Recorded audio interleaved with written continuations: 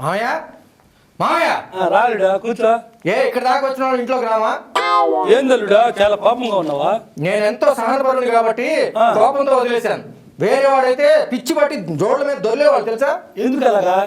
మీ అమ్మ ఇంట్లో లేదా? ఓ మా అమ్మాయి ఇంట్లోనే ఉందే, నువ్వు తీసుకొచ్చి వదిలిపెట్టి వెళ్ళిపోయావా? అప్పుడు పోయినా ఇప్పుడు వచ్చినా. అవును, ఏం జరుగుతుంది అమ్మాయి శోభ? పిలిచావా నాన్న? అవునమ్మా, అల్లుడు గారు వచ్చారు, కాపీ పట్టరా. సరే నాన్న. అవును, నేను వచ్చి గంట ఆయా, అమ్మ కనపట్లేదు, ఎక్కడికి పోయింది? అదే నాన్న, నేను రాగానే మీరు బయటికి వెళ్ళిపోయారా? అవును. నేను గంట నుంచి అమ్మ పిచ్చి పిచ్చిగా మాట్లాడి మొదలు పెట్టిందన్న. నాకు భయం వేసి హాస్పిటల్లో జాయిన్ చేశా. ఎందుకంట? ఎందుకా? మీ అమ్మ ఎఫెక్ట్. ఇట్లా అమ్మా, ఇట్లా ఇంత ముద్ర సుద్రగా ఉంటే మా అమ్మాయి ఎఫెక్ట్ అంటావు ఏంది అల్లుడా? మరీ ఘోరంగానా? అలా అడుగు నాన్న. ఆకాశం మబ్బులు పట్టి మా అత్తగారిలో ఎంత నల్లగా ఉందో. వర్షం పడుతుందని చెప్పాము, కానీ ఎండ కాయడం వల్ల ముందు చెప్పిన మాటను వెనక్కి తీసుకుంటున్నాము. ఏంది అల్లుడా ఇదే? ఏందా ఇప్పుడే ఏమైంది? ఇది ఇంటర్వెల్ మాత్రమే. అవునా? ఇంకా ఉంది చూడు నాన్న. ఇవి వార్తలు. టింగ్ టింగ్.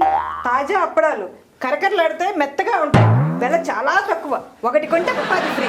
టింగ్ టింగ్. రాజావారి పూజ తవ్వకాల్లో దొరికింది, దానికి ఏలంపాట వేస్తున్నాము. కావాలనుకునే వాళ్ళు ఆస్తులన్నీ అమ్ముకొని ఏలంపాటికి రావచ్చు, రాకపోవచ్చు. టింగ్ టింగ్. ఎవరక్కడ? హితుడా ఆగాగు. ఏమంటివి ఏమంటివి? మావా ఏంది బావ నువ్వు కూడా? ఏందలుడు ఇదే?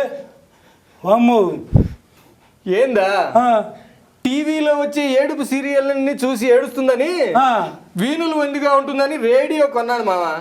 అప్పటి నుంచి ఇది వరుస.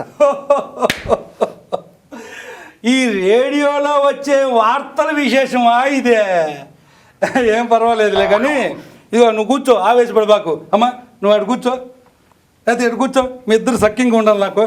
అల్లుడు నువ్వు కూర్చో, నేను చికెన్ చేసుకుని వస్తా ఉండు. భలే వాళ్ళారా బాబు.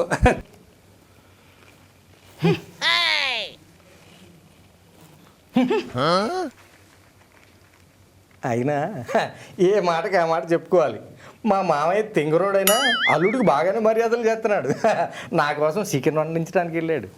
వార్తలు చదువుతున్నది చుక్కాపు వెంకట సుబ్బమ్మ. ఇన్ఫెక్షన్ వచ్చిన చికెన్ తినడం వల్ల కుక్రాకో కుక్రాకో కుక్రాకో అని అందరూ అరుస్తున్నారంట. ఈ వ్యాధి ఎప్పుడు ఎవరికి ఎలా వస్తుందో తెలియదు అంటున్నారు. అల్లుడా చికెన్ దగ్గర ఏం దిగులు పడిపోక. వద్దు మామ, చికెన్ మాత్రం వద్దు.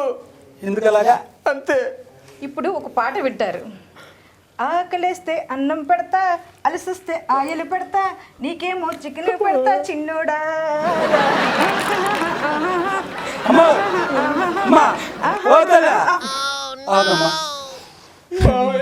ఏమైంది నాన్న? మళ్ళీ నటనలోకి వెళ్ళింది మామయ్య. అమ్మా నువ్వు కూర్చోమ్మా,